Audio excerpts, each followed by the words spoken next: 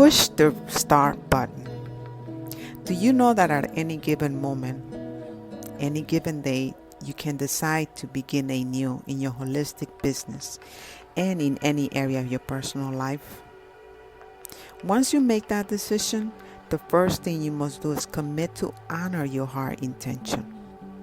The second step is for you to focus on your heart intention, meaning you put attention to details and insights. Third, execute the insights.